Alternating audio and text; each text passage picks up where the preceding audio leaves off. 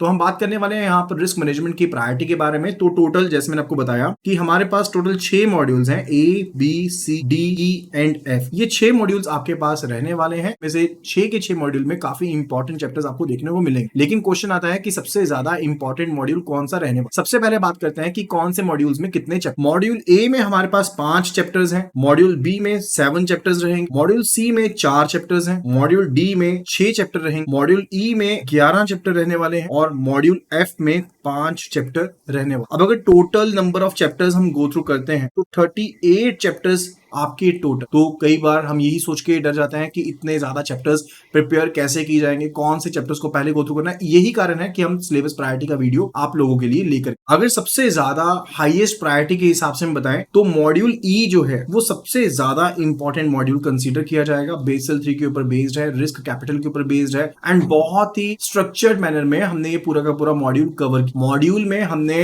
Book को follow ना करते हुए ओवरऑल जो सभी कंसेप्ट, चाहे वो रेपिटेटिव कंसेप्ट हैं, उन सभी कंसेप्ट्स को हमने कवर किया है ताकि आपकी थोरो नॉलेज जो है रिलेटेड टू दिस सब्जेक्ट वो इंक्रीज हो पाए एंड आप क्वेश्चंस को इजीली आंसर कर। So module E is the most important module जिसमें 11 टोटल चैप्टर्स हैं और इसकी वीडियोस की जो टोटल ड्यूरेशन है तो लगभग 3 घंटे की ये वीडियोस हैं जहां से आपको बहुत सारे क्वेश्चंस देखने को मिल सकते। मॉड्यूल ई के बाद मॉड्यूल एफ काफी ज्यादा इंपॉर्टेंट है। तो सेकंड जो प्रायोरिटी रहेगी वो मॉड्यूल एफ से रिलेटेड रहने वाली है जिसमें टोटल 5 चैप्टर्स हैं और इनकी वीडियोस की ड्यूरेशन जो है लगभग 4 घंटे की टोटल ड्यूरेशन में ये 5 चैप्टर कवर, उसमें options, derivatives, futures, forward contract, swap, इन सभी चीजों को इन डिटेल कवर किया गया। इसके बाद मैं सबसे ज्यादा इंपॉर्टेंस दूंगा मॉड्यूल बी को, यानी कि थर्ड जो प्रायोरिटी है वो मॉड्यूल बी के पास जाए जिसमें आपके पास 7 चैप्टर्स हैं और इन टोटल 7 आवर की वीडियोस में इन सभी 7 चैप्टर्स को कंप्लीट किया। और ये चैप्टर्स काफी ज्यादा, क्योंकि credit management framework, portfolio credit risk, measurement of credit risk, credit derivatives, काफी इंपॉर्टेंट चैप्टर्स हैं जो इस पर्टिकुलर मॉड्यूल में कवर किए। After that I will be saying module D is the fourth important module. उसका रीजन ये है कि इस मॉड्यूल में corporate governance, risk and control, self assessment, risk indicator, collection of internal loss data, operational risk, ये important chapters cover किए गए हैं। मॉड्यूल सी का काफी पार्ट आप ऑलरेडी कवर कर लेते हैं मॉड्यूल ई में, लेकिन फिर भी मॉड्यूल सी जो है वो बेसल 3 से कहीं ना कहीं रिलेटेड रहता है, तो मैं इसको फिफ्थ इंपॉर्टेंट मॉड्यूल का दर्जा देने वाला हूं। काफी ज्यादा इंपॉर्टेंट चैप्टर्स जैसे market risk, fixed income securities, value at risk, measurement of interest risk, ये सब चैप्टर्स इसमें शामिल हैं जो कि काफी ज्यादा इसको इंपॉर्टेंट बनाते हैं। एंड सिलेबस के पॉइंट ऑफ व्यू से देखें तो आपको इन 5 मॉड्यूल्स को ही कवर करना है। तो सबसे पहले आप कवर करेंगे मॉड्यूल को, then module F, then module B, then D, then C. इस प्रायोरिटी में आपको मॉड्यूल्स को कवर करना है। तो इन 3 मॉड्यूल्स की जो ड्यूरेशन है वो तो मैंने आपको बता ही दी है। मॉड्यूल सी की जो ड्यूरेशन है वो 3.5 घंटे की है, 3.5 आवर्स की है, और मॉड्यूल डी जो है वो भी 2.5 आवर्स के। यानी कि इन 5 मॉड्यूल्स को अगर आप कवर करना चाहें तो सिर्फ और सिर्फ 20 आवर्स वीडियोस को गो थ्रू करते हुए आप इन 5 मॉड्यूल्स को कंप्लीटली कवर कर। साथ में आपको केस स्टडी की वीडियोस भी मिलती हैं तो आप उनको भी डेफिनेटली गो थ्रू कीजिए। टोटल 27 वीडियोस हैं जिनमें 4.5 आवर्स में हमने पूरी की पूरी केस स्टडीज को कवर। तो 20 आवर्स की इन वीडियोस के साथ आप अपना रिस्क मैनेजमेंट का जो एग्जाम है वो टोटली कवर कर। अब बात करते हैं कि कौन से मॉड्यूल से सबसे ज्यादा केस स्टडीज बन सकती। देखिए, इसमें जो मॉड्यूल ई एंड मॉड्यूल सी है यहाँ पर से बेसल 3 से रिलेटेड काफी ज्यादा अच्छी केस स्टडीज बन सकती हैं। इसके अलावा अगर हम डेरिवेटिव्स की बात करते हैं यानी कि मॉड्यूल एफ की बात करते हैं तो यहाँ से भी आपको एक अच्छा नंबर केस स्टडीज का देखने को मिल सकता है, क्योंकि डेरिवेटिव्स से रिलेटेड, फॉरवर्ड कॉन्ट्रैक्ट से रिलेटेड, स्वैप से रिलेटेड केस स्टडीज आपको देखने को मिल जाती है। मॉड्यूल ए का जो कंपोनेंट पार्ट है उसमें काफी इंपॉर्टेंट चैप्टर से अगर हम बात करते हैं रिलेटेड की एसेट लायबिलिटी मैनेजमेंट, काफी इंपॉर्टेंट पार्ट है from the module A. Liquidity risk management again is a very important chapter from the module A. तो आप ये 2 चैप्टर्स भी साथ में कर सकते हैं बिकॉज मॉड्यूल ए के इन 2 चैप्टर्स में से केस स्टडीज बन सकती है। ये जो इंपॉर्टेंट चैप्टर्स मैं यहाँ पर मेंशन कर देता हूँ, एक है एसेट लायबिलिटी मैनेजमेंट एंड दूसरा जो है वो है लिक्विडिटी रिस्क मैनेजमेंट। तो ये 2 चैप्टर्स आप डेफिनेटली यहाँ से गो थ्रू, क्योंकि उनसे रिलेटेड केस स्टडी आपको मिल सकती है। इसके अलावा जैसे मॉड्यूल बी था जिसमें value at risk and other things related, credit derivative से रिलेटेड आपको केस स्टडी मिल सकती है। अगर मॉड्यूल सी की बात करते हैं तो मार्केट रिस्क से रिलेटेड आपको केस स्टडीज देखने को मिल सकती है। वैल्यू एट रिस्क से रिलेटेड आपको केस स्टडीज देखने को मिल सकती है, जो मैंने पहले आपको बता दिया कि मॉड्यूल बी में, एक्चुअली में वो मॉड्यूल सी का पार्ट। मॉड्यूल बी की अगर बात करते हैं तो क्रेडिट रेटिंग सिस्टम से आपको and measurement of credit risk से रिलेटेड आपको केस स्टडी देखने को मिल सकती है। So these are the different topics जिनको आपको कवर करना है, लेकिन सिलेबस प्रायोरिटी को इसी हिसाब से कवर करना है। तो सिर्फ और 24 से 25 घंटे की वीडियोस में आप पूरा का पूरा जो रिस्क मैनेजमेंट है इसकी प्रिपरेशन कर सकते हैं। तो 25 आवर्स हम टोटल ड्यूरेशन लेके चलते हैं जिसमें आपका पूरा का पूरा रिस्क मैनेजमेंट का कोर्स कंप्लीट हो जाएगा, और आपको 25 hours as it is spend नहीं करने, ये 1x के ऊपर है। आप इन वीडियोस को 1.5x के ऊपर आसानी से गो थ्रू कर सकते हैं। यानी कि कहने का मतलब है कि आपको ये वीडियोस लगभग 16 से 17 घंटे की टोटल ड्यूरेशन की देखनी पड़ेगी एंड आप इनको कवर कर इन 16 to 17 आवर्स की वीडियोस को आप 5 डेज में डिवाइड कर सकते हैं। तो लगभग 3 से 4 घंटे तक का टाइम आपको डेली बेसिस पर देना पड़ेगा, जिसके साथ आप फुल फ्लेज अपनी प्रिपरेशन कर सकते हैं। बी द फर्स्ट वन, जल्दी से जल्दी साइन अप कर लीजिए। और आपको इसमें full course videos, case study videos, chapter wise questions, mock test, mega test, ये सब चीजें आपको इन डिटेल मिलने वाली हैं। तो आप उनको गो, और इस सिलेबस प्रायोरिटी के हिसाब से ही आपको मॉड्यूल्स को गो थ्रू करना है। ये सिलेबस प्रायोरिटी जो रिसेंट एग्जाम्स हुए हैं उनके बेसिस पर बनाई गई है एंड ईयर टू ईयर ये चेंज, राइट। तो आप काइंडली इसी के अकॉर्डिंगली गो थ्रू कीजिएगा मॉड्यूल्स को एंड स्टार्ट। तो सबसे पहले हम बात करने वाले हैं HRM यानी कि ह्यूमन रिसोर्स मैनेजमेंट की मॉड्यूल वाइज प्रायोरिटी के बारे में। तो टोटल 5 मॉड्यूल्स हैं, ABCDE। ये 5 मॉड्यूल में से अगर मैं ड्यूरेशन वाइज की बात करूं कि कौन से पेपर में कितनी ड्यूरेशन की वीडियोस हैं, वो जानने से पहले सबसे पहले जानते हैं कि कितने चैप्टर्स हैं। तो मॉड्यूल ए में 4 चैप्टर है, मॉड्यूल बी में 6 चैप्टर है, मॉड्यूल सी में 4 चैप्टर हैं, मॉड्यूल डी में 5 एंड मॉड्यूल 5 में 6 चैप्टर्स हैं। इन टोटल 25 चैप्टर्स हैं और इसमें से आपको सिर्फ और सिर्फ 4 मॉड्यूल्स ही कवर करने हैं सिलेबस प्रायोरिटी के हिसाब से।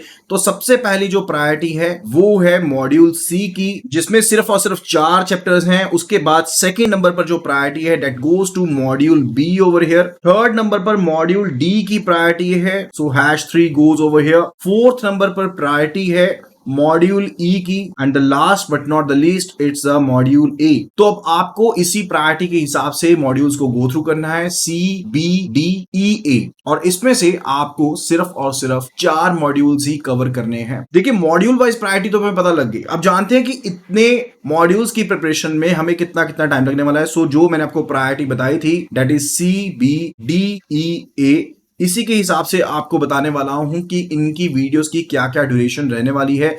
तो सी मॉड्यूल की वीडियोस जो है वो 4 आवर्स की रहने वाली हैं। बी मॉड्यूल की जो वीडियोस हैं वो लगभग 5.5 घंटे की रहने वाली हैं। डी मॉड्यूल की वीडियोस भी 5 घंटे की हैं। ई मॉड्यूल की जो वीडियोस हैं वो 2.5 आवर्स की हैं और ए मॉड्यूल की जो वीडियोस हैं वो 4 आवर्स की हैं। इन टोटल अगर इसकी वीडियोस की बात करते हैं तो 22 आवर्स की वीडियो है। लेकिन as I tell you in each of my videos कि आपको 1x के ऊपर वीडियोस को गो थ्रू नहीं करना है। You are to go through these videos at the speed of 1.5x। 1.5x speed के ऊपर आप इन वीडियोस को गो थ्रू कर सकते हैं और इसकी जो टोटल ड्यूरेशन बन के आती है that comes out to be 22 divide by 1.5 that is 14.6, लगभग 15 घंटे की ये ड्यूरेशन बनती है। यानी कि 15 घंटे की अगर आप वीडियो को गो थ्रू करते हैं तो आपका पूरा का पूरा HRM प्रिपेयर हो जाता है। लेकिन आपको सिर्फ और सिर्फ कवर करनी पड़ेंगी 12 घंटे की वीडियोस, और 12 घंटे की वीडियोस को अगर हम डिवाइड करते हैं डेली बेसिस पर आपको 2.5 आवर स्पेंड करने हैं। अगर आप 5 दिन की प्रिपरेशन के हिसाब से देखते हैं तो सबसे पहले अपना मॉड्यूल सी कवर कर लेंगे, फिर मॉड्यूल बी, फिर मॉड्यूल डी, देन मॉड्यूल ई को कवर कर लीजिए। That will be sufficient in this regard. अभी हम बात करने वाले हैं मॉड्यूल वाइज प्रायोरिटी के बारे में। तो फिर से जो प्रायोरिटी है वो लिख लेते हैं CBDEA। मॉड्यूल सी से आपको 20 मार्क्स का एग्जाम देखने को मिल सकता है। मॉड्यूल बी में आपको 15 से 17 नंबर का एग्जाम देखने को मिल सकता है। मॉड्यूल डी से कंबाइंडली 40 मार्क्स का एग्जाम देखने को मिल सकता है एंड रेस्ट आपको मॉड्यूल ए से देखने को मिल सकता है। और ये जो मार्क्स है एक पर्टिकुलर एवरेज बेसिस पर, एनालिसिस के बेसिस पर है कि जो पिछले टाइम पर एनालिसिस हमने किया उसके हिसाब से है। तो मॉड्यूल वाइज प्रायोरिटी के हिसाब से, मॉड्यूल वाइज वेटेज के हिसाब से टेंटेटिव जो परसेंटेज बनती है वो कुछ इस हिसाब से है जिसको आप गो थ्रू कर सकते हैं। अभी मॉड्यूल वाइज प्रायोरिटी आपको पता लग चुकी है, मॉड्यूल वाइज वेटेज आपको पता लग चुकी है। अभी हम बात करने वाले हैं कि डिफरेंट जो मॉड्यूल्स हैं इनमें से इंपॉर्टेंट केस स्टडीज कौन कौन सी आपको देखने को मिल सकती हैं, कौन से टॉपिक्स के ऊपर ये केस स्टडीज देखने को मिल सकती है। सबसे पहले सबसे इंपॉर्टेंट मॉड्यूल सी के बारे में बात करते हैं। मॉड्यूल सी में आपको employ motivation, employ development and training methodology से रिलेटेड केस स्टडी देखने को मिल सकती है। मॉड्यूल बी की बात करें तो performance management, HR functions and communication से रिलेटेड केस स्टडी देखने को मिल सकती है। मॉड्यूल ई की बात करते हैं तो corporate sustainability, business ethics. Module D से employ discipline, workers participation in the management, employ grievance redressal mechanism, इन टॉपिक से केस स्टडी देखने को मिल सकती है। एंड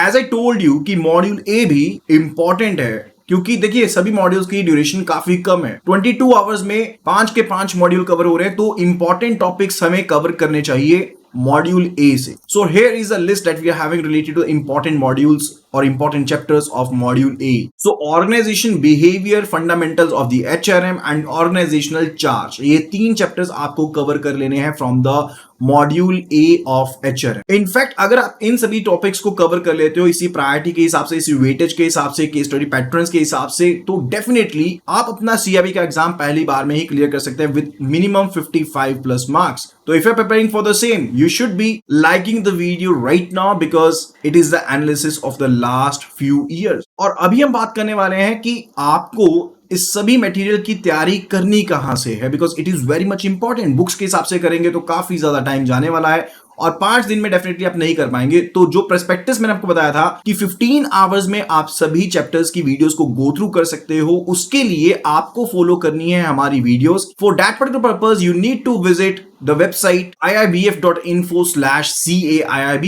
इस वेबसाइट पर जाकर के आपको साइन अप करना है और पहले 100 यूजर्स को मिलने वाला है एचआरएम के सभी मटेरियल्स का एक्सेस फ्री ऑफ कॉस्ट। यानी कि चाहे हम बात करें फुल कोर्स वीडियोस की या चैप्टर वाइज प्रीवियस क्वेश्चंस के बारे में, मॉक टेस्ट के बारे में, मेगा मॉक टेस्ट के बारे में या पीडीएफ नोट्स के बारे में, आपको एचआरएम के सभी मटेरियल्स का एक्सेस फ्री ऑफ कॉस्ट मिलने वाला है। So do hurry up, do sign up right now, be the first one और be at least the 100th one, ताकि आपको ये सभी का एक्सेस फ्री में मिल जाए। And even if you purchase thereafter, तो आपको बहुत ही नॉमिनल प्राइस में ये सारे का सारा मटेरियल मिलने वाला है। सो जल्दी से वेबसाइट को विजिट कर लीजिए, दैट इज iibf.info/CAIIB। अभी के अभी रजिस्टर कर लीजिए अपने आप को and start preparing for the same. तो सबसे पहले हम देख लेते हैं कि हमारा आज का एजेंडा क्या रहने वाला है, हम क्या क्या चीजें यहाँ पर डिस्कस करने वाले हैं। तो सबसे पहले हम रूरल बैंकिंग का जो सिलेबस है उसको हम डिस्कस करेंगे कि रूरल बैंकिंग के अंदर आपको क्या क्या चीजें पढ़नी है, कौन कौन से मॉड्यूल है, कौन कौन से चैप्टर्स हैं, ठीक है। उसके बाद हम डिस्कस करेंगे रूरल बैंकिंग की सिलेबस प्रायोरिटी, यानी कि रूरल बैंकिंग के ऐसे कौन से चैप्टर्स हैं, ऐसे कौन से मॉड्यूल हैं जो कि दूसरे की कंपैरिजन में ज्यादा इंपॉर्टेंट है, जिनको आपको ज्यादा इंपॉर्टेंस देनी है। सबसे पहले आपको उन्हीं को प्रिपेयर करना है। देखो, जब भी आप किसी एग्जाम की तैयारी करते हैं तो आपको पता होना चाहिए कि कौन से टॉपिक ज्यादा इंपॉर्टेंट है और कौन से टॉपिक कम इंपॉर्टेंट है, ताकि जो इंपॉर्टेंट टॉपिक है उसके ऊपर आप ज्यादा टाइम दे सको, उसकी प्रिपरेशन अच्छे तरीके से कर सको। तो मैं आपको बताऊंगा कि रूरल बैंकिंग के सिलेबस के अंदर कौन से मॉड्यूल और चैप्टर्स ज्यादा इंपॉर्टेंट है, जिसके ऊपर आपको ज्यादा ध्यान देना है। उसके बाद हम मॉड्यूल वाइज प्रायोरिटी और वेटेज की बात करेंगे कि हमारा कौन सा मॉड्यूल सबसे ज्यादा इंपॉर्टेंट है और उसमें से कितने मार्क्स के क्वेश्चन जो है वो आते हैं, ठीक है। और लास्ट में हम स्ट्रैटेजी भी डिस्कस करेंगे कि आप रूरल बैंकिंग की प्रिपरेशन जो है वो 5 दिनों में कैसे कर सकते हो। बिल्कुल सही सुना आपने, 5 दिनों में आप रूरल बैंकिंग की प्रिपरेशन जो है वो कर सकते हो, अगर आप हमारी स्ट्रैटेजी को यहाँ पर फॉलो जो है वो करते हैं, ठीक है। तो ये जो वीडियो बनाई गई है वो यहाँ पर काफी ज्यादा एनालिसिस करके जो प्रीवियस ईयर में रूरल बैंकिंग का एग्जाम आया उसका एनालिसिस करने के बाद बनाई गई है, जिसके बेसिस पे हम बताएंगे कि कौन से चैप्टर, कौन से मॉड्यूल ज्यादा इंपॉर्टेंट है और किसमें से ज्यादा मार्क्स जो है वो आते हैं। हालांकि जो आईआईपीएफ है वो अपना पैटर्न चेंज करता रहता है, ठीक है। तो आपको इस वीडियो के सहारे ही नहीं चलना है, आपको खुद से भी यहाँ पर प्रिपरेशन करनी है, पर ये वीडियो आपको काफी यहाँ पर हेल्प जो है वो पहुंचाने वाली है, ठीक है। तो शुरू करते हैं। तो सबसे पहले हम सिलेबस के बारे में डिस्कस कर लेते हैं। तो सबसे पहला जो मॉड्यूल है वो है हमारा मॉड्यूल ए, ठीक है। तो देखो, अगर हम रूरल बैंकिंग की बात करते हैं, रूरल बैंकिंग के अंदर टोटल 4 मॉड्यूल्स है। कितने मॉड्यूल्स है? 4 मॉड्यूल है, जिसमें से पहला मॉड्यूल है हमारा मॉड्यूल ए। मॉड्यूल ए जो है वो रूरल इंडिया के साथ डील करता है, यानी कि मॉड्यूल ए के अंदर आप बेसिकली हमारा जो रूरल एरिया है इंडिया के अंदर उसके बारे में पढ़ोगे कि हमारा जो रूरल सेक्टर है वो कैसा है, हमारा रूरल एरिया कैसा है। इसके अगर हम चैप्टर्स की बात करें तो पहला चैप्टर है डेमोग्राफिक फीचर्स, उसके बाद रूरल सोसाइटी के characteristics, agriculture economy, infrastructure, agriculture economy, उसके बाद हमारा यहाँ पर rural development policies issue concerning rural areas, ठीक है। तो ये हमारे चैप्टर्स हैं जो कि मॉड्यूल ए के अंदर जो है वो आते हैं। तो सबसे पहले हम यहाँ पर रूरल बैंकिंग का जो सिलेबस है उसको डिस्कस करते हैं। तो रूरल बैंकिंग का जो सिलेबस है वो टोटल 4 मॉड्यूल्स में जो है वो डिवाइडेड है। पहला मॉड्यूल क्या है हमारा, मॉड्यूल ए। मॉड्यूल ए का जो नाम है वो है रूरल इंडिया। तो मॉड्यूल ए के अंदर बेसिकली हम रूरल एरियाज के बारे में, रूरल पॉपुलेशन के बारे में जो है वो पढ़ने वाले हैं। जैसे कि इसके चैप्टर देखो कौन कौन से है। पहला चैप्टर है डेमोग्राफिक फीचर्स, उसके बाद है कैरेक्टरिस्टिक्स ऑफ रूरल सोसाइटी, फिर है agriculture economy, infrastructure, rural development policy और इश्यूज कंसर्निंग रूरल एरिया। तो बेसिकली यहाँ पर आप किस चीज के बारे में पढ़ोगे कि हमारा रूरल सेक्टर कैसा है, वहां पर जो पॉपुलेशन रहती है वो कैसी है, ठीक है। और रूरल सेक्टर को डेवलप करने के लिए गवर्नमेंट कौन कौन सी पॉलिसीज यहाँ पर लेके आ रही है और कौन कौन से इश्यूज जो है वो रूरल एरियाज में पाए जाते हैं, ठीक है। नेक्स्ट जो हमारा मॉड्यूल है वो है मॉड्यूल बी। क्या है मॉड्यूल बी? मॉड्यूल बी का जो नाम है वो है फाइनेंसिंग रूरल डेवलपमेंट। देखो रूरल एरियाज की डेवलपमेंट के लिए जरूरी है कि उसको फाइनेंस प्रोवाइड किया जाए। तो रूरल एरियाज के अंदर फाइनेंस कैसे प्रोवाइड किया जाता है उसके बारे में हम मॉड्यूल बी के अंदर पढ़ें। पहला जो हमारा चैप्टर है वो है regulation of rural financial services, यानी कि रूरल एरियाज के अंदर जो फाइनेंशियल सर्विसेज प्रोवाइड की जाती है उसकी रेगुलेशन कैसे की जाती है। फिर है रूरल क्रेडिट इंस्टीट्यूशन, कौन कौन से ऐसे इंस्टीट्यूशन है जो कि क्रेडिट फैसिलिटीज है वो प्रोवाइड करते हैं रूरल एरियाज के अंदर। फिर उसके बाद एग्रीकल्चर और एलाइड एक्टिविटीज, तो इनकी फाइनेंसिंग यहाँ पर कैसे की जाती है, इनको कैसे फंड प्रोवाइड किया जाता है। उसके बाद financing of rural non farm sector, जो हमारा नॉन फार्म सेक्टर है उसको कैसे फाइनेंस प्रोवाइड किया जाता है। स्मॉल मीडियम इंटरप्राइज को कैसे फाइनेंस प्रोवाइड किया जाता है। साथ के साथ जो प्रोजेक्ट है, जो प्रोजेक्ट फॉर्मुलेशन है, अप्रेजल है, इन सभी चीजों के बारे में आप मॉड्यूल बी के अंदर जो है वो पढ़ने वाले हैं। तो बेसिकली मॉड्यूल ए के अंदर आपने पढ़ा कि रूरल पॉपुलेशन कैसी है, रूरल एरिया कैसा है, कौन कौन से इश्यूज है, उनको सॉल्व करने के लिए आपने मॉड्यूल बी के अंदर पढ़ोगे कि कैसे यहाँ पर उनको फाइनेंस प्रोवाइड किया जाता है। उसके बाद है हमारा मॉड्यूल सी। क्या है हमारे यहाँ पर मॉड्यूल सी? मॉड्यूल सी डील करता है यहाँ पर प्रायोरिटी सेक्टर फाइनेंसिंग और गवर्नमेंट इनिशिएटिव के साथ, यानी कि रूरल एरियाज के डेवलपमेंट के लिए गवर्नमेंट ने कौन कौन से इनिशिएटिव लिए।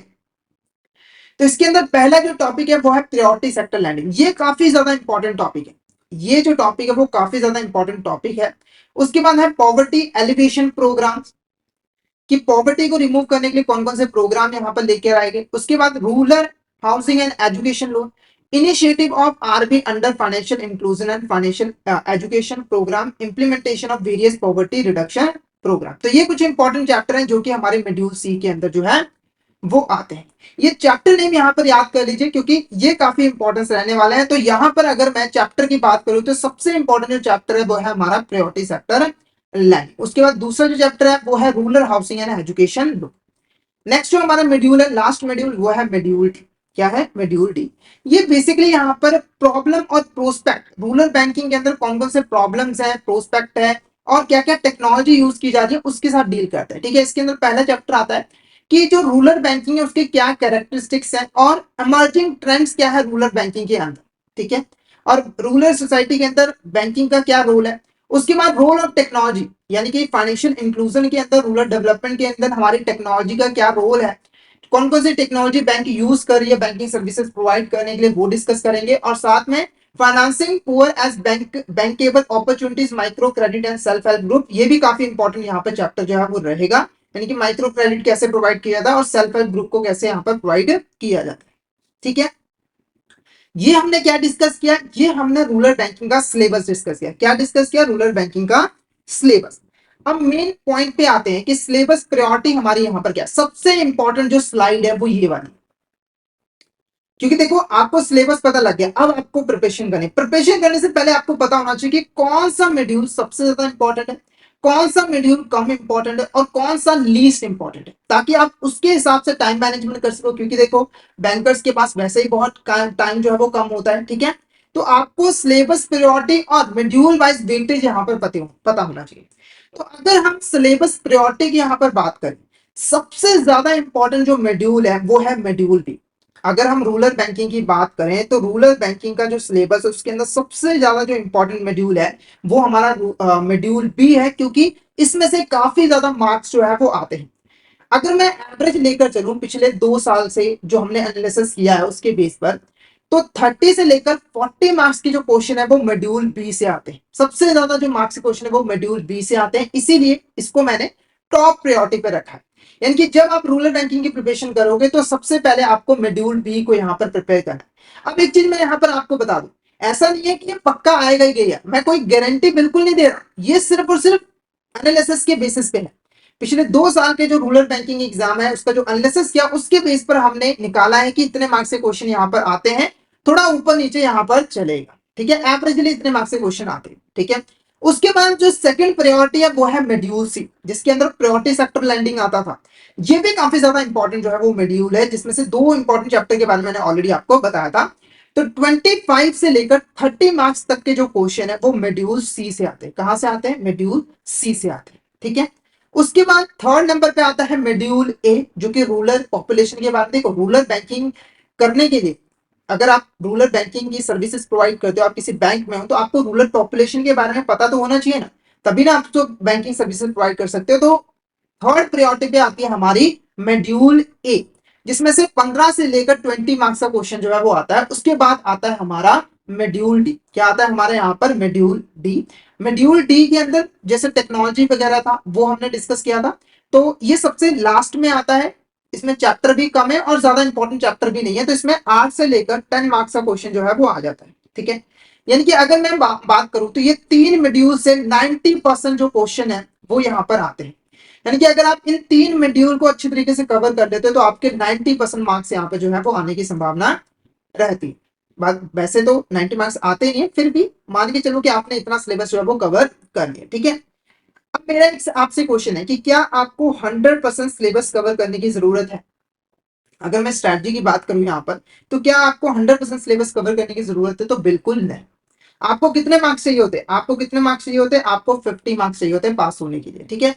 तो अगर आप यहाँ पर 90% सिलेबस भी अच्छे तरीके से कवर कर लेते हो तो आप आसानी से अपने एग्जाम को पास जो है वो कर सकते हो, अपने पेपर को पास जो है वो कर सकते हो। यानी कि अगर आप ये 3 मॉड्यूल अच्छे तरीके से पढ़ लेते हो तो आपका एग्जाम अच्छे तरीके से यहाँ पर क्लियर जो है हो जाएगा, ठीक है। ये तो बात है स्ट्रैटेजी की। अगर मेरा ओपिनियन मानो तो आपको ये चारों मॉड्यूल्स अच्छे तरीके से पढ़ने, ठीक है। देखो, अगर आपके पास टाइम है तो आप क्यों रिस्क ले रहे हो? आप चारों के चारों मॉड्यूल अच्छे तरीके से पढ़ लो। अगर टाइम नहीं होता है तो उस केस में आप यहाँ पर छोड़ सकते हो मॉड्यूल डी को। बाकी आपको बी, सी और ए, ये तीनों मॉड्यूल को अच्छे तरीके से यहाँ पर जो है वो कवर करना है। तो आई होप आपको जो सिलेबस प्रायोरिटी है और मॉड्यूल वाइज जो वेटेज है वो आपको क्लियर हो गया। अब सबसे इंपॉर्टेंट चीज है कि कौन से ऐसे चैप्टर्स हैं जिनमें से केस स्टडीज जो है वो बन सकती है। अगर आपसे मैं क्वेश्चन पूछूं कि आपको क्या लग रहा है कि कौन से ऐसे चैप्टर है जिनमें से केस स्टडी बन सकती है, अगर हम सभी मॉड्यूल्स को एक एक करके यहाँ पर देखें तो कौन से ऐसे चैप्टर हैं? जैसे मॉड्यूल जो ए है उसमें काफी कम केस स्टडीज बन सकती है, पर फिर भी चैप्टर है जैसे कि जो रूरल डेवलपमेंट पॉलिसीज है, यानी कि गवर्नमेंट कौन कौन से रूरल डेवलपमेंट पॉलिसीज लेकर आ रही है उसके ऊपर केस स्टडी बन सकती है। साथ के साथ जो एग्रीकल्चर इकोनॉमी है इसके ऊपर यहाँ पर केस स्टडी जो है वो बन सकती है। फिर मैं आपको बता दूं कि ये कोई गारंटी नहीं है, हो सकता है कि आईआईबीएफ जो है वो रूरल सोसाइटी में से जो है वो केस स्टडी डाल दे, ऐसा भी बिल्कुल पॉसिबल हर चीज है।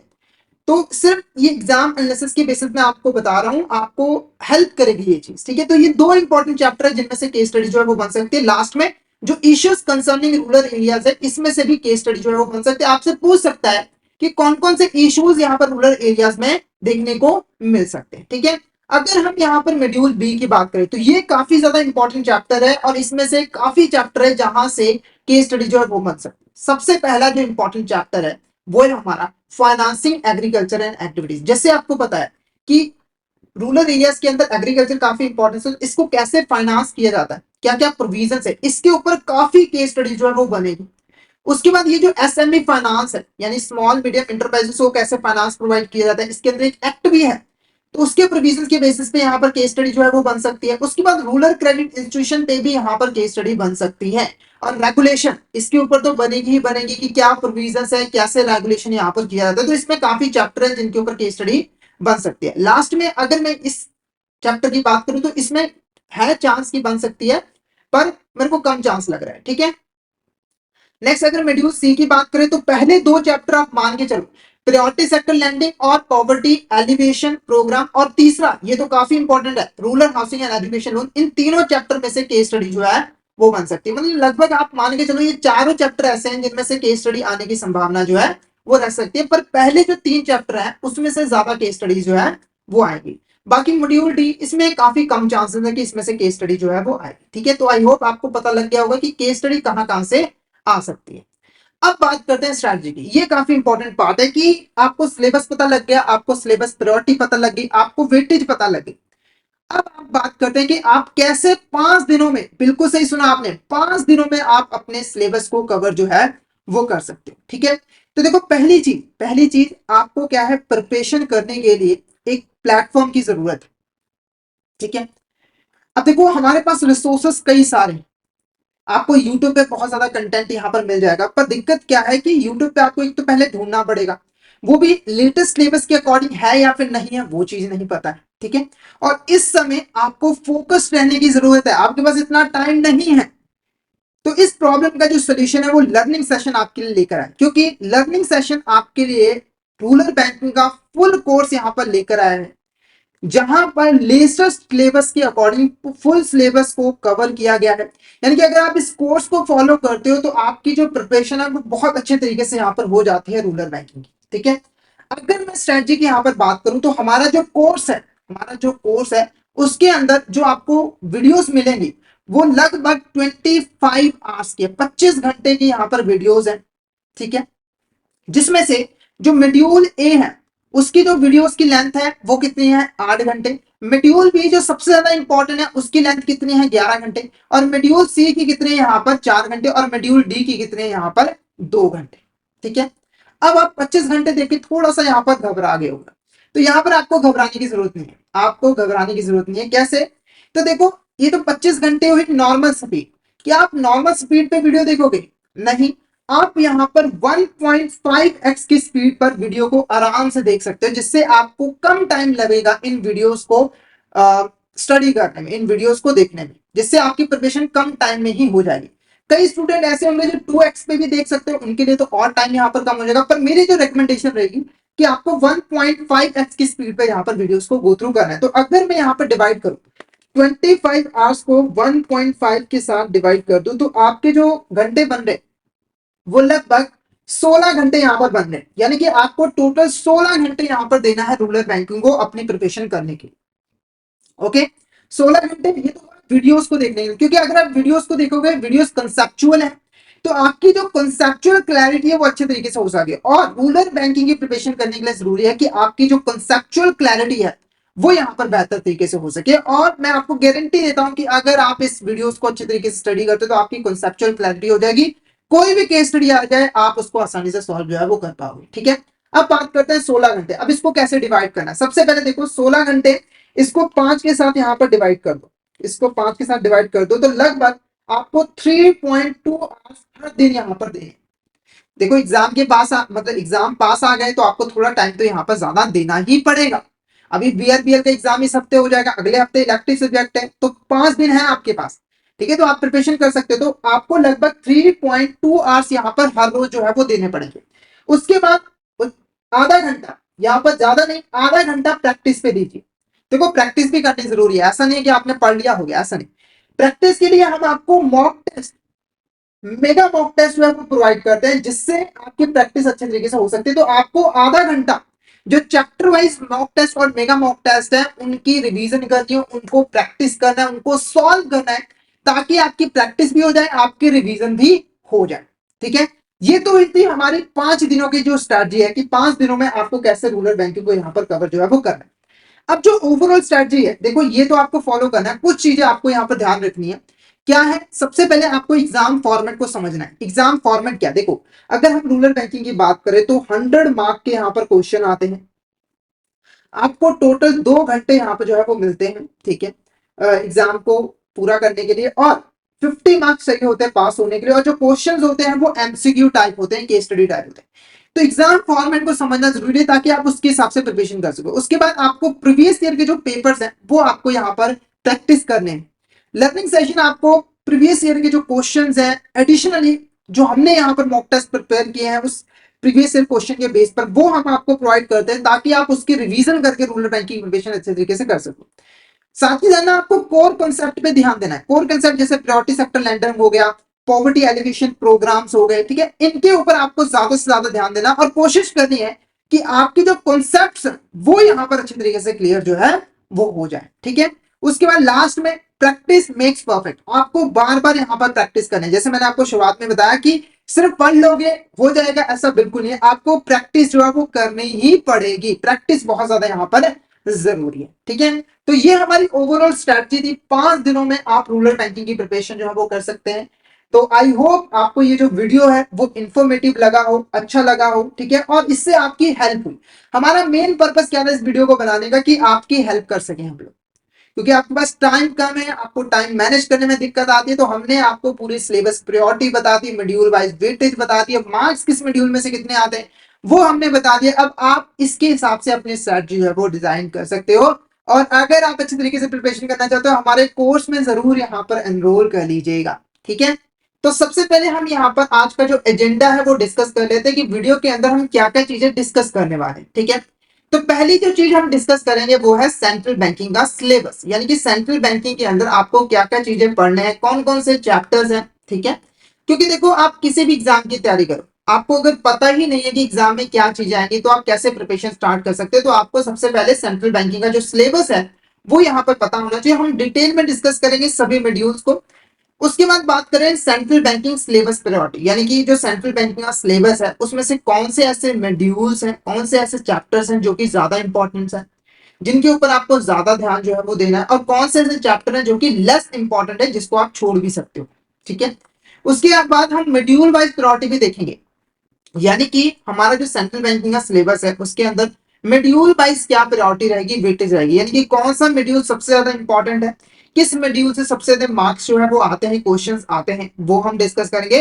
और लास्ट में हम यहाँ पर स्ट्रैटेजी को डिस्कस करेंगे कि आप यहाँ पर सेंट्रल बैंकिंग की जो प्रिपरेशन है वो 5 दिनों में यहाँ पर कैसे जो है वो कर सकते हो। और ये काफी इंपॉर्टेंट पॉइंट है, क्योंकि देखो टाइम बहुत कम है, टाइम बहुत कम है और सिलेबस बहुत बड़ा है, तो आपको इस स्ट्रैटेजी को फॉलो जो है वो करना पड़ेगा, ठीक है। तो लास्ट तक आपने वीडियो को जरूर देखना है। अब सबसे पहले अगर हम सिलेबस का यहाँ पर बात करें तो जो सेंट्रल बैंकिंग का सिलेबस है इसको यहाँ पर टोटल 6 मॉड्यूल्स में जो है वो डिवाइड किया है, ABCDEF, टोटल यहाँ पर 6 मॉड्यूल्स हैं, ठीक है, जिसके अंदर डिफरेंट डिफरेंट यहाँ पर चैप्टर हैं। सबसे पहला मॉड्यूल आता है हमारा मॉड्यूल ए, जिसका नाम है rational and functions of central bank.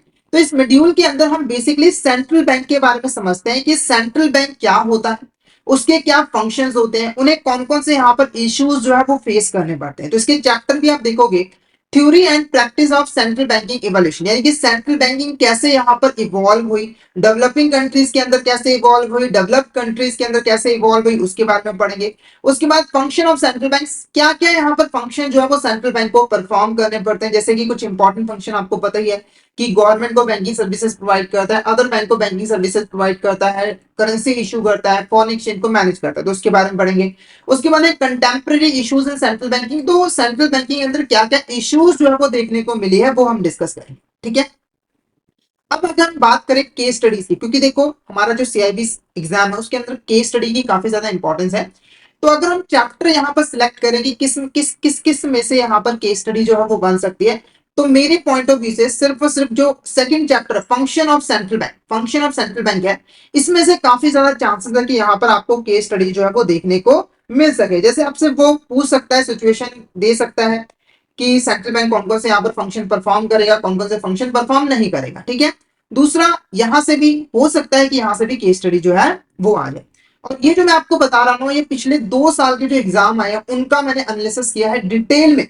उसके बाद मैं आपको यहाँ पर बता रहा हूँ कि कौन से चैप्टर में से केस स्टडी जो है वो बन सकते हैं। हालांकि जो IIDF है वो अपने एग्जाम का पैटर्न हर साल चेंज करता है, ठीक है, यानी कि हो सकता है कि यहां से भी केस स्टडी आ जाए, पर एवरेजली मोस्ट इंपॉर्टेंट चैप्टर जिसमें से केस स्टडी बनेगी वो हमारे सेकंड है, उसके बाद थर्ड को आप ले सकते, ओके।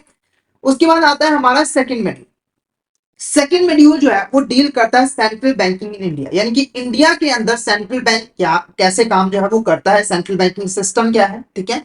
तो इस मॉड्यूल के अंदर हम basically reserve bank of India के बारे में पढ़ेंगे, ठीक है, और इंडिया के अंदर जो सेंट्रल बैंक है उसके जो इश्यूज है उसके बारे में यहाँ पर पढ़ेंगे। जैसे पहला चैप्टर ही आप देखो क्या है, रिजर्व बैंक ऑफ इंडिया, तो इसके अंदर हम ना डिटेल में रिजर्व बैंक ऑफ इंडिया के बारे में पढ़ेंगे। रिजर्व बैंक ऑफ इंडिया क्या है, कब बनी थी, उसका स्ट्रक्चर क्या है, कैसे वो अपने फंक्शंस को परफॉर्म करता है वो हम पढ़ेंगे। उसके बाद central banking Indian specific issues, इसके अंदर हम बेसिकली जो सेंट्रल बैंकिंग से रिलेटेड इश्यूज है, जैसे हम बेसिकली इसमें एक्ट्स पढ़ेंगे, जैसे बैंकिंग रेगुलेशन एक्ट हो गया, फॉरेन एक्सचेंज मैनेजमेंट एक्ट हो गया, तो उनके बारे में हम पढ़ेंगे। और लास्ट में हमारा फाइनेंशियल इंक्लूजन एंड डेवलपमेंट, ये भी काफी ज्यादा यहाँ पर इंपॉर्टेंट टॉपिक है।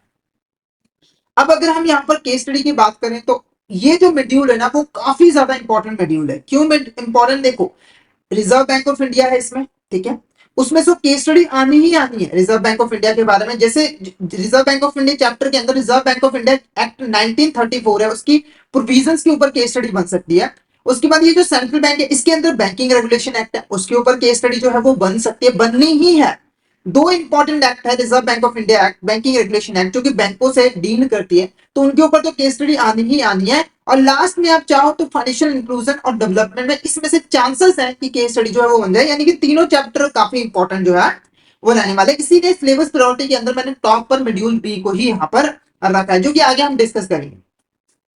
उसके बाद है हमारा मॉड्यूल सी। मॉड्यूल सी जो है वो बेसिकली मॉनेटरी और क्रेडिट पॉलिसी के साथ डील करता है। देखो जो हमारा सेंट्रल बैंक है, अगर हम आरबीआई की बात करें तो हमारे देश के अंदर वो दो इंपॉर्टेंट पॉलिसी बनाता है, मॉनेटरी और क्रेडिट पॉलिसी। तो उसके बारे में इसमें हम पढ़ेंगे। जैसे पहला चैप्टर है मॉनेटरी पॉलिसी, मॉनेटरी पॉलिसी क्या है, क्या क्या टूल्स है, उसके बारे में डिस्कस करते हैं इसमें। फिर है क्रेडिट पॉलिसी, फिर यहाँ पर फिस्कल और मॉनेटरी रिलेशंस क्या है, यानी कि गवर्नमेंट जो फिस्कल पॉलिसी बनाती है और जो आरबीआई मॉनेटरी पॉलिसी बनाते हैं उनके बीच में क्या रिलेशनशिप होता है, लिक्विडिटी मैनेजमेंट यहाँ पर कैसे किया जाता है वो हम डिस्कस करेंगे। तो ये भी जो मॉड्यूल है वो काफी ज्यादा इंपॉर्टेंट मॉड्यूल है और इसमें से भी काफी केस स्टडी बन सकती है। जैसे पहला चैप्टर मैं बताऊं मॉनेटरी पॉलिसी, सबसे ज्यादा इंपॉर्टेंस इसी की है, इसमें से काफी केस स्टडी बनेगी। उसके बाद सेकंड पे अगर मैं हम रखें तो वो हमारे यहाँ पर लिक्विडिटी मैनेजमेंट हो गया, कि बैंक यहाँ पर लिक्विडिटी को कैसे मैनेज करता है, जैसे एसएलआर हो गया, सीआरआर हो गया, ये सब चीजें इसमें आ जाती है, तो उसके ऊपर काफी केस स्टडी जो है वो बन सकती है। और लास्ट में अगर हम चाहे तो क्रेडिट पॉलिसी पे भी यहाँ पर केस स्टडी आने की संभावना है। तो ये दो इंपॉर्टेंट चैप्टर आपको ध्यान में रखने हैं जिनमें से केस स्टडी जो है वो बन सकती है। ओके, नेक्स्ट हमारा मॉड्यूल आता है मॉड्यूल डी, जो कि डील करता है फॉरेन एक्सचेंज रिजर्व्स के साथ और इंडियन फाइनेंशियल मार्केट के साथ। देखो आरबीआई जो है वो आरबीआई जो है, अगर हम सेंट्रल बैंक की बात करें इंडिया की, तो उसका एक इंपॉर्टेंट फंक्शन होता है फॉरेन एक्सचेंज को मैनेज करना। तो आरबीआई वो कैसे करता है, सेंट्रल बैंक कैसे करता है, वो हम यहाँ पर डिस्कस करेंगे। साथ के साथ फाइनेंशियल मार्केट में क्या रोल है, इंडिया में फाइनेंशियल मार्केट का स्ट्रक्चर क्या है, वो चीज यहाँ पर डिस्कस करेंगे। तो दो ही यहाँ पर चैप्टर है, एक है मैनेजमेंट ऑफ फॉरेन एक्सचेंज और एक है हमारा constitute of Indian financial system structure. तो ज्यादा इंपॉर्टेंट मुझे यहाँ पर ये वाला चैप्टर जो है वो लगता है, इसमें से काफी केस स्टडी जो है वो बन सकती है कि फॉरेन एक्सचेंज की मैनेजमेंट कैसे की जाती है, जो हमारा एक्ट है उसकी प्रोविजंस क्या है। उसके बाद है हमारा मॉड्यूल ई, उसके बाद है हमारा मॉड्यूल ई। मॉड्यूल ई में चैप्टर ज्यादा है, इसकी इंपॉर्टेंस थोड़ी सी ज्यादा है यहाँ पर। मॉड्यूल ई जो है वो बेसिकली रेगुलेशन, सुपरविजन और फाइनेंशियल स्टेबिलिटी के साथ डील करता है, यानी कि हमारा जो सेंट्रल बैंक है उसका रेगुलेशन में क्या रोल होता है, सुपरविजन में क्या रोल होता है, फाइनेंशियल स्टेबिलिटी में क्या रोल होता है, और वो कैसे इसको परफॉर्म करता है। इसके अंदर फर्स्ट चैप्टर हम पढ़ेंगे कि जो रेगुलेशन और सुपरविजन है उसकी इवैल्यूएशन यहाँ पर कैसे हुई है। उसके बाद यहाँ पर जो कमर्शियल बैंक है, शेड्यूल्ड कमर्शियल बैंक है, इनकी डेवलपमेंट और रेगुलेशन सुपरविजन कैसे की जाती है, और रिसेंट ट्रेंड क्या है, रिसेंट परफॉर्मेंस क्या है, वो डिस्कस करेंगे। उसके बाद है कोऑपरेटिव बैंक, कि कोऑपरेटिव बैंक की डेवलपमेंट कैसे है, रेगुलेशन कैसी है और सुपरविजन यहाँ पर कैसे होती है। और लास्ट में हमारी फाइनेंशियल स्टेबिलिटी। ठीक है, तो ये जो मॉड्यूल है ये भी काफी इंपॉर्टेंट है, इसमें से भी काफी केस स्टडी बन सकती है। जैसे कि अगर हम बात करें तो फाइनेंशियल स्टेबिलिटी के ऊपर बन सकती है केस स्टडी। इसके अलावा जो कोऑपरेटिव बैंक और कमर्शियल बैंक है इनके रिगार्डिंग केस स्टडी जो है वो पूछी जा सकती है। उसके बाद है हमारा लास्ट मॉड्यूल जो कि मॉड्यूल एफ है, जो कि डील करता है नॉन बैंकिंग फाइनेंशियल कंपनी और प्राइमरी डीलर के साथ। तो इसमें बेसिकली दो ही चैप्टर है, एक चैप्टर डील करता है नॉन बैंकिंग फाइनेंशियल इंस्टीट्यूशन के साथ कि उनकी डेवलपमेंट, रेगुलेशन, सुपरविजन कैसे की जाती है। उसके बाद प्राइमरी डीलर का क्या रोल है, वो होते क्या है ना, उनकी इवैल्यूएशन कैसे हुई है, डेवलपमेंट कैसे हुई है, रेगुलेशन सुपरविजन कैसे की जाती है, वो चीज हम मॉड्यूल एफ में जो है वो डिस्कस करेंगे। क्लियर है आपको? तो ये सारा हमारा क्या है, सेंट्रल बैंकिंग का सिलेबस है। ये मैंने आपको इसलिए बताया कि आपको पता होना चाहिए कि आप बेसिकली सेंट्रल बैंकिंग के अंदर क्या क्या चीजें जो है वो पढ़ने वाले। अगर हम केस स्टडी की बात करें तो देखो दोनों ही चैप्टर इंपॉर्टेंस है, दोनों में से केस स्टडी जो है वो बन सकती है। और मैं आपको अगेन बता दूं कि ये जो मैं आपको बता रहा हूं कि किस चैप्टर में से केस स्टडी आएगी किससे नहीं आएगी, ये कंफर्म नहीं है, क्योंकि कोई भी चीज कंफर्म नहीं होती। देखो आईआईबीएफ अपना एग्जाम पैटर्न चेंज करता रहता है, बस पिछले 2 साल का जो हमने एग्जाम एनालिसिस किया उसके बेस पर मैं आपको यहाँ पर इंफॉर्मेशन जो है वो प्रोवाइड कर रहा हूँ। किसी ने भी मेरे को बाद में ये याद करने कहना कि आपने तो बोला था कि इसमें से आएगा, इसमें से आया नहीं। आईआईबी का माइंड है वो चेंज कर सकता है, ठीक है, पर आप इनको प्रिपेयर करके यहाँ पर जरूर जाइएगा। ये हमने बात कर ली सिलेबस की कि सेंट्रल बैंकिंग के अंदर आप क्या क्या चीजें पढ़ोगे। अब बात करते हैं सिलेबस प्रायोरिटी और शेड्यूल वाइज वेटेज की, यानी कि जो हमारा सिलेबस उसमें से कौन सा शेड्यूल सबसे ज्यादा इंपॉर्टेंस है और कौन सा शेड्यूल कम इंपॉर्टेंट है।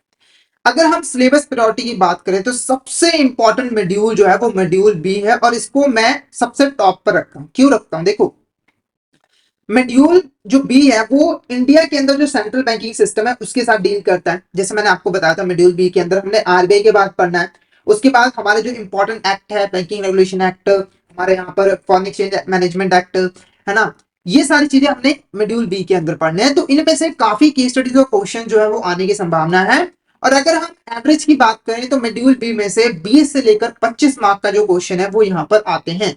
तो अगर आप शेड्यूल बी को अच्छे तरीके से प्रिपेयर कर लेते हो तो 20 से 25 मार्क्स आपके आने जो है उनकी संभावना बढ़ जाती है, ठीक है। अब ये जितने भी मार्क्स हम डिस्कस करेंगे ना, ये सिर्फ मैंने जो 2 इयर्स के एग्जाम एनालिसिस किया उसके बेसिस में आपको बता रहा हूँ। कोई कंफर्म नहीं है, हो सकता है कि शेड्यूल बी में शेड्यूल ए में से ज्यादा क्वेश्चन आ जाए, ऐसा कोई कंफर्म नहीं है, आईआईबीएफ का माइंड, ठीक है। पर एवरेजली पिछले 2 साल से हमने जो एग्जाम एनालिसिस किया उसके बेस पर बता रहा हूँ कि शेड्यूल बी सबसे ज्यादा इंपॉर्टेंट शेड्यूल है जिसको आपको सबसे पहले जो है वो प्रिपेयर करना है। उसके बाद आता है हमारा शेड्यूल सी। क्या आता है, शेड्यूल सी। तो शेड्यूल सी हमारा सेकंड प्रायोरिटी है, जिसके अंदर 15 से लेकर 20 मार्क्स के जो क्वेश्चन जो है वो आते हैं, केस स्टडीज भी आती है। उसके बाद है हमारा शेड्यूल ई। क्या है शेड्यूल ई, इसमें से 15 से लेकर 18 मार्क्स तक के जो क्वेश्चन है वो आते हैं, यानी कि शेड्यूल सी और शेड्यूल बी की जो वेटेज है वो सेम है, आप इसको सेम लेकर चल सकते हो, यानी कि आपको इन्हें तो प्रिपेयर करने की जरूरत है, ठीक है। उसके बाद है शेड्यूल डी, चौथे नंबर पे आता है शेड्यूल डी। इसमें से 12 से लेकर 15 मार्क के क्वेश्चन आते हैं। उसके बाद आता है शेड्यूल एफ, जिसमें से 10 से 12 मार्क्स के क्वेश्चन आते हैं। और लास्ट में आता है शेड्यूल ए, जिसमें से 8 से लेकर 10 मार्क तक क्वेश्चन आते हैं। अब इसको मैंने लास्ट में क्यों रखा है, देखो इसमें आपने बेसिक सी चीजें सीखने हैं, सेंट्रल बैंक क्या है, उसके क्या फंक्शन होते हैं, तो वो तो आपको ऑलरेडी पता होता है। तो इसमें से ज्यादा क्वेश्चन आप आईआईबीएफ पूछता भी नहीं, ठीक है। तो ये हमारी क्या हो गई, सिलेबस प्रायोरिटी हो गई और शेड्यूल वाइज वेटेज हो गया। अब आपको पता लग गया कि आपको सबसे पहले क्या चीज यहाँ पर प्रिपेयर करनी है, ठीक है। अब एक चीज मैं आपको बताऊं कि जब आप प्रिपरेशन करते हो तो क्या आपको 100% यहाँ पर प्रिपेयर करने की जरूरत होती है। आपको कितने मार्क्स चाहिए, 50 मार्क्स। तो अगर बाई चांस, देखो आपके पास टाइम कम होता है, तो अगर आप बाई चांस आप सारा सिलेबस कवर नहीं कर पाते हो तो आपको कम से कम, मैं आपको यहाँ पर बताऊं, कम से कम ये जो 4 शेड्यूल्स है, यहाँ पर 4 शेड्यूल्स है, वो आपको कवर करने ही पड़े। हालांकि ये मैं ये नहीं कह रहा कि आप बाकी ये शेड्यूल छोड़ दो, ये भी बहुत इंपॉर्टेंट शेड्यूल है। पर अगर मान के चलो किसी सिचुएशन में आपके पास टाइम नहीं होता है तो आप ये 4 शेड्यूल्स प्रिपेयर करके चल जाइए, आपके एग्जाम जो है वो क्लियर होने की संभावना बढ़ जाती है। पर अगर आप ये सारे शेड्यूल्स कवर कर लेते हो तो संभावना ज्यादा बढ़ जाएगी, ठीक है। तो राय मेरी यही है कि आप फुल सिलेबस यहाँ पर कवर करके जाइए। पर अगर टाइम मैनेजमेंट सही से नहीं हो रहा है, टाइम कम बच रहा है, तब आप यहाँ पर कम से कम 4 शेड्यूल तो आप कवर करके जाइए। और कौन से 4 शेड्यूल, बी, सी, ई और डी, ठीक है। अब नेक्स्ट बात करते हैं, जो सबसे इंपॉर्टेंट पॉइंट है इस वीडियो का वो है स्ट्रैटेजी, कि आप 5 दिनों में यहाँ पर कैसे जो है वो प्रिपेयर कर सकते हैं। देखो आपके पास टाइम कम है, बीआरबीएल एग्जाम के बाद आपको लगभग 5 दिन का ही यहाँ पर टाइम मिलेगा एग्जाम को प्रिपेयर करने के लिए, ठीक है। तो आपको सबसे पहले देखो क्या चाहिए, यहाँ पर एक ऐसा सोर्स चाहिए जहां से आप पढ़ सको। वैसे तो आपके पास बहुत सारे सोर्सेस अवेलेबल होंगे, यहाँ वहां यूट्यूब पे, कहीं पे भी, टेलीग्राम चैनल पे, ठीक है। पर दिक्कत क्या है कि आपके पास टाइम कम है, इसीलिए आपको फोकस्ड रहना पड़ेगा। आपको सारी चीजें एक ही जगह पे कंसोलिडेट वे में जो है वो चाहिए होंगी, ठीक है। साथ के साथ अपडेटेड चाहिए होगा, क्योंकि यूट्यूब पे आप जाओगे वो 2 साल पुरानी वीडियोस में काफी सारी चीजें चेंज हो गई। तो आपको क्या चाहिए, एक तो फोकस्ड डाटा चाहिए, सारी चीजें एक साथ चाहिए और अपडेटेड चाहिए। तो लर्निंग सेशन आपके लिए यहाँ पर फुल कोर्स आपको यहाँ पर प्रोवाइड करेगा सेंट्रल बैंकिंग का, जिसके अंदर कॉम्प्रिहेंसिव वे में पूरा का पूरा जो सिलेबस है वो वीडियोस की फॉर्म में कवर किया हुआ है। आप हमारी वीडियोस को गो थ्रू करके आसानी से सेंट्रल बैंकिंग की जो प्रिपरेशन है वो कर सकते हो। ये जो वीडियोस हैं वो काफी कंफर्टेबल लैंग्वेज, हिंदी और इंग्लिश लैंग्वेज के मिक्स में अवेलेबल होगा, मैंने ही कवर किया है। तो अगर आपको मेरा पढ़ाना अच्छा लगता है तो आप जल्दी से जल्दी यहाँ पर सेंट्रल बैंकिंग के कोर्स को एनरोल जो है वो कर लीजिए, ठीक है। अगर हम अपने कोर्स की बात करें और स्ट्रैटेजी की बात करें कि आप 5 दिनों में कैसे प्रिपेयर कर सकते हो, तो देखो टोटल शेड्यूल है शेड्यूल 6, ठीक है। टोटल ड्यूरेशन अगर हम बात करें तो वो है 20 घंटे। क्या है, 20 घंटे। क्या है, हमारे 20 घंटे हैं, यानी कि जो लेंथ है वीडियोस की वो कितनी है, 20 घंटे हैं, ठीक है। अब बात करें अगर तो जनरली देखो ये जो वीडियोस है वो 1x की स्पीड पे है क्या, पर आप जब प्रिपरेशन करोगे तो आपको 1x की स्पीड पे देखने की जरूरत है, बिल्कुल नहीं। आप यहाँ पर 1.5x की स्पीड पे यहाँ पर देख सकते हो, कई सिचुएशन में आप तो 2x स्पीड पे भी देख सकते हो, वो आपके ऊपर डिपेंड करता है। तो मेरी राय है कि आप 1.5x पे देखो। तो अगर आप 20 को 1.5x की स्पीड पे देखते हो तो आपके जो घंटे हैं वो कितने हो जाएंगे, 13.33 आवर्स, यानी कि लगभग 13.5 घंटे हो जाएंगे। ओके, अब इसको क्या करना है, आपको 5 दिनों में डिवाइड करना है। कैसे करना है, तो 13.33 को आप 5 के साथ डिवाइड करो तो ये लगभग आपका 2 पॉइंट यानी कि 2.6 लगभग 2.5 घंटा आपका बनता है। यानी कि एक दिन में आपको सिर्फ 2.5 घंटे जो है वो देने हैं इन वीडियोस को, उन वीडियोस को देखना है और अपनी प्रिपरेशन जो है वो स्टार्ट करनी है। ठीक है, साथ के साथ एडिशनली मैं आपको हाफ आधा घंटा और यहाँ पर देना है प्रैक्टिस के ऊपर, जिसके लिए आपको चैप्टर वाइज मॉक टेस्ट जो है वो प्रोवाइड कर दिए जाते हैं। तो आप उनको प्रैक्टिस जो है जरूर करिएगा, क्योंकि प्रैक्टिस के बिना काम नहीं चलने वाला। ठीक है, तो ये हमारी क्या है स्ट्रैटेजी है कि आप 5 दिनों में हर दिन 2.6 आवर जो है वो वीडियोस को दोगे, उसके बाद आधा घंटा आपको प्रैक्टिस पे देना, आपको ज्यादा से ज्यादा मॉक टेस्ट जो है वो यहाँ पर सॉल्व जो है वो करने की जरूरत है। ओके, अब ये बात होगी हमारे कोर्स की कि आप कोर्स को यहाँ पर कैसे गो थ्रू कर सकते हो। अब बात करें अगर नॉर्मल स्ट्रैटेजी की, अगर आपको किसी एग्जाम को क्लियर करना है तो सबसे पहली चीज आपको ध्यान रखना है, गोल्डन रूल है कि आपको एग्जाम का फॉर्मेट पता होना चाहिए। अगर हम एग्जाम की फॉर्मेट की बात करें तो टोटल 100 मार्क का क्वेश्चन आता है, जिसमें से 50 मार्क्स आपको लेने होते हैं पास होने के लिए। ठीक है, ये जो क्वेश्चन होते हैं मल्टीपल चॉइस क्वेश्चन के फॉर्म में आते हैं, केस स्टडीज के फॉर्म में आते हैं। ठीक है, और 2 घंटे का टाइम आपको यहाँ पर मिलता है। ठीक है, तो एग्जाम फॉर्मेट को आपको समझना है ताकि उसके हिसाब से आप प्रिपरेशन जो है वो कर सके। उसके बाद आपको ज्यादा से ज्यादा कोर कॉन्सेप्ट पे फोकस करना है, यानी कि ना आपकी कॉन्सेप्चुअल क्लैरिटी यहाँ पर अच्छी होनी चाहिए कि आप कॉन्सेप्ट अच्छे तरीके से समझते हैं। जैसे फॉरेन एक्सचेंज है तो फॉरेन एक्सचेंज का कॉन्सेप्ट आपको अच्छे तरीके से क्लियर जो है वो होना चाहिए, क्योंकि केस स्टडीज ऐसी आएंगी जो कि कॉन्सेप्ट अगर आपके क्लियर होंगे तभी आप सॉल्व कर पाओगे, अदरवाइज नहीं कर पाओगे। उसके बाद है प्रीवियस ईयर पेपर्स की, प्रीवियस ईयर पेपर्स आपको ज्यादा से ज्यादा सॉल्व करने हैं। अब बात आती है कि प्रीवियस ईयर पेपर्स कहां से आएंगे, तो देखो लर्निंग सेशन आपको प्रोवाइड करेगा प्रीवियस ईयर पेपर्स। ठीक है, पिछले 2 साल के जो एग्जाम्स हैं उसका एनालिसिस करने के बाद हमने क्वेश्चन नए भी डिजाइन किए, प्रीवियस ईयर क्वेश्चंस भी हैं, तो आप उनको भी यहाँ पर जो है गो थ्रू करेंगे तो आपकी प्रिपरेशन अच्छे से हो जाएगी। साथ ही साथ लास्ट जो पॉइंट है वो है प्रैक्टिस मेक्स परफेक्ट। तो आपको ज्यादा से ज्यादा यहाँ पर प्रैक्टिस करनी है, ज्यादा से ज्यादा क्वेश्चंस की प्रैक्टिस करनी है, ज्यादा से ज्यादा मॉक टेस्ट जो है वो सॉल्व करना है, ताकि आपकी प्रिपरेशन भी अच्छी हो जाए और आपका जो कॉन्फिडेंस है वो भी यहाँ पर इंक्रीज हो सके। तो यहाँ पर हमने डिटेल में डिस्कस किया कि सेंट्रल बैंकिंग क्या, सिलेबस क्या है, सिलेबस प्रायोरिटी क्या है, मॉड्यूल वाइज वेटेज क्या है, कितने मार्क्स आएंगे और स्ट्रेटजी क्या रहेगी 5 दिनों में प्रिपेयर करने की। तो आई होप आपको ये अच्छे से क्लियर हो गई हो। ठीक है, तो सबसे पहले हम आज डिस्कस करते हैं कि आज का हमारा एजेंडा क्या रहने वाला है, यानी कि इस वीडियो के अंदर हम क्या क्या चीजें डिस्कस करें। तो सबसे पहली चीज हम जो डिस्कस करेंगे वो करेंगे सिलेबस, यानी कि इंफॉर्मेशन टेक्नोलॉजी डिजिटल बैंकिंग का सिलेबस क्या है, आपको कौन कौन सी चीजें इसके अंदर जो है वो पढ़ने हैं, कौन कौन से चैप्टर्स हैं, वो चीज हम डिस्कस करेंगे।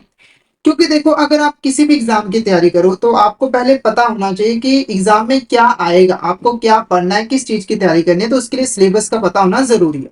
ठीक है, उसके बाद हम यहाँ पर इंफॉर्मेशन टेक्नोलॉजी के जो सिलेबस प्रायोरिटी है उसको डिस्कस करेंगे, यानी कि जितने भी हमारे इंपॉर्टेंट मॉड्यूल्स हैं, चैप्टर्स हैं, उसमें से कौन से ऐसे चैप्टर और मॉड्यूल्स हैं जो कि ज्यादा इंपॉर्टेंट है, जिनके ऊपर आपको ज्यादा फोकस करने की जरूरत है, और कौन से ऐसे चैप्टर है जो कि कम इंपॉर्टेंट है। क्योंकि देखो आपके पास टाइम कम होता है तो आपको उसके हिसाब से प्रिपरेशन जो है वो करनी पड़ती है, स्ट्रेटजी जो है वो बनानी पड़ती है। ठीक है, उसके बाद हम मॉड्यूल वाइज प्रायोरिटी डिस्कस करेंगे कि जो हमारे 4 मॉड्यूल्स हैं, मॉड्यूल ए बी सी और डी, उसमें से कौन से ऐसे मॉड्यूल हैं जो कि ज्यादा इंपॉर्टेंट है, जिनको आपको पहले प्रिपेयर करना है, और कौन से कम इंपॉर्टेंट है। ठीक है, उसके बाद लास्ट में ये सबसे इंपॉर्टेंट पॉइंट है कि हम 5 दिनों में कैसे यहाँ पर आईटीएनडीपी की प्रिपरेशन कर सकते हैं, उसकी मैं स्ट्रैटेजी आपको जो है वो बताने वाला हूं। और मैं आपको गारंटी दे रहा हूं कि अगर आपने इस स्ट्रैटेजी को सही तरीके से फॉलो किया तो आप पहले अटेम्प्ट में ही अपने एग्जाम को क्लियर जो है वो कर पाओगे।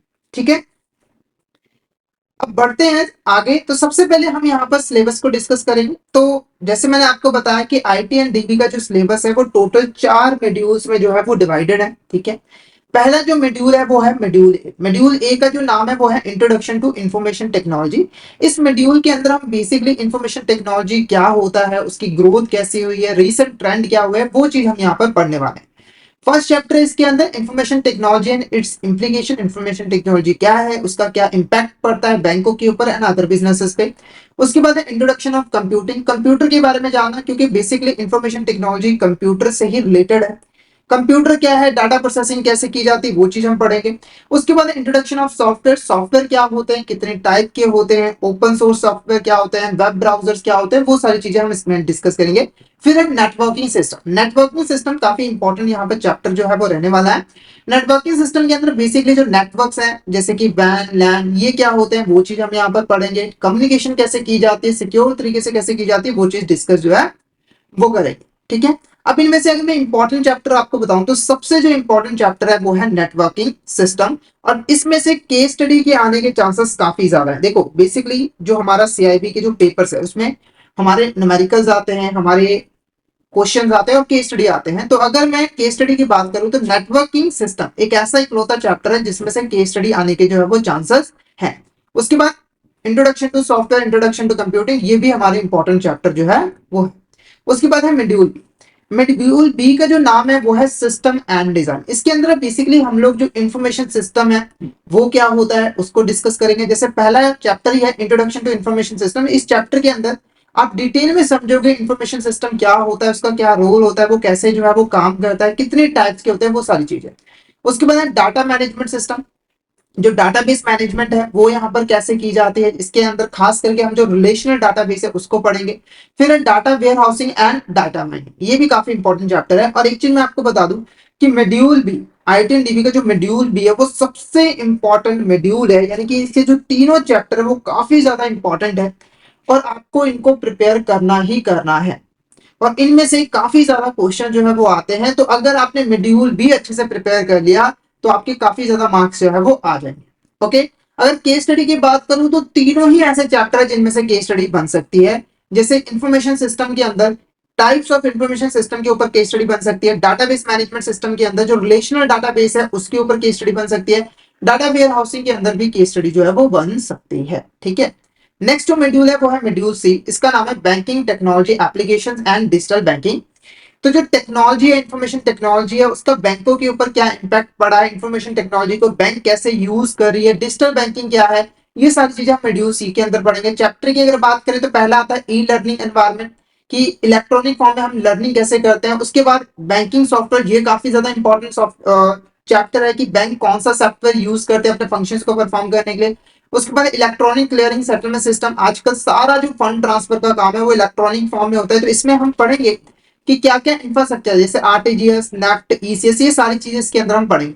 उसके बाद प्लास्टिक मनी जैसे कि debit card, credit card, prepaid card, ये सारी चीजें हम इसके अंदर पढ़ेंगे।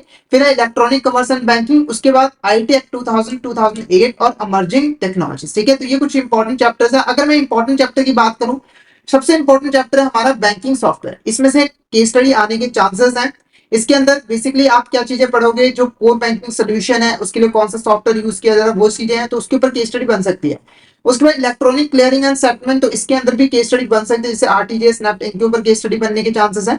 और लास्ट में जो एक चैप्टर है वो है आईटी एक्ट 2000 2008, तो इसके ऊपर भी केस स्टडी बन सकती है। तो ये तीन इंपॉर्टेंट चैप्टर है, काफी ज्यादा इंपॉर्टेंट है। Banking software, electronic clearing settlement and I. वैसे तो सारे चैप्टर इंपॉर्टेंट है पर मोस्ट इंपॉर्टेंट चैप्टर ये तीन चैप्टर्स हैं। ठीक है, नेक्स्ट हमारा जो है वो है मॉड्यूल डी। मॉड्यूल डी का नाम है information system security controls and audit. तो इसके अंदर बेसिकली हमारा जो इंफॉर्मेशन सिस्टम है उसको हम कैसे सिक्योर रखते हैं, ठीक है, कौन कौन से कंट्रोल हमें स्टैब्लिश करने पड़ते हैं, ऑडिटिंग कैसे की जाती है इंफॉर्मेशन सिस्टम की, वो सारी चीजें इसमें हम डिस्कस जो है वो करते हैं। चैप्टर की बात करें, पहला चैप्टर है कंप्यूटर सिक्योरिटी, जिसके अंदर हम कंप्यूटर सिक्योरिटी के बारे में पढ़ेंगे कि हम कंप्यूटर सिस्टम को कैसे सिक्योर कर सकते हैं। इसके अंदर फिजिकल सिक्योरिटी, लॉजिकल सिक्योरिटी आ जाती है। फिर है कम्युनिकेशन सिक्योरिटी, यानी कि जो कम्युनिकेशन होती है वो हम सिक्योर तरीके से कैसे कर सकते हैं। फिर है business continuity and disaster recovery plan, अगर मान के चलो कोई डिजास्टर आ जाता है तो उस केस में हम बिजनेस को कैसे कंटिन्यू कर पाएंगे, रिकवर कैसे होंगे उस डिजास्टर से, बहुत सारी चीजें हम पढ़ेंगे। फिर है इंफॉर्मेशन सिस्टम ऑडिट, फिर competitive bid process, RFP and SLA, RBI guidance of cyber security 2016 और डिजिटल पेमेंट सिक्योरिटी 2021। ठीक है, तो इसमें अगर मैं इंपॉर्टेंट चैप्टर्स की बात करूं कि कौन कौन से चैप्टर हमारे इंपॉर्टेंट रहेंगे, तो सबसे इंपॉर्टेंट चैप्टर है हमारा यहाँ पर इंफॉर्मेशन सिस्टम ऑडिट की, जो इंफॉर्मेशन सिस्टम है उसकी ऑडिटिंग यहाँ पर कैसे की जाती है। फिर आ जाता है RBI guidance on cyber security. हम इन दोनों में से ही यहाँ पर केस स्टडी जो है वो बन सकती है, इंफॉर्मेशन सिस्टम ऑडिट के ऊपर भी और आरबीआई की गाइडेंस के ऊपर भी। ठीक है, साथ के साथ ये जो चैप्टर है business continuity disaster recovery plan, ये भी काफी इंपॉर्टेंट चैप्टर है, इसमें से भी काफी केस स्टडी जो है वो बन सकती है। बाकी जो कंप्यूटर सिक्योरिटी कम्युनिकेशन सिक्योरिटी है वैसे तो इंपॉर्टेंट है, पर इसको आप कम इंपॉर्टेंस दे सकते हो। ठीक है, तो ये क्या था हमारा पूरा का पूरा सिलेबस था, क्या था हमारा सिलेबस था किसका, आईटी एंड डिजिटल बैंकिंग का। अब बात करते हैं syllabus priority and module wise weightage कि कौन से चैप्टर और मॉड्यूल ज्यादा इंपॉर्टेंट है। तो अगर मैं सिलेबस प्रायोरिटी की बात करूं तो सबसे प्रायोरिटी में रखता हूं मैं मॉड्यूल बी। ये हमारे आईटी एंड डीबी का सबसे इंपॉर्टेंट मॉड्यूल है और इसमें से काफी क्वेश्चन जो है वो आते हैं, लगभग 30 से लेकर 35 मार्क्स का जो क्वेश्चन है वो हमारे मॉड्यूल बी से आता है। ठीक है, जिसके अंदर हमने database management system, data warehousing, ये चीजें हमने देखी थी। लगभग 35% मार्क्स हमारे मॉड्यूल बी जो है वो कवर करता है, तो इसकी वेटेज कितनी है 35%। उसके बाद है मॉड्यूल सी।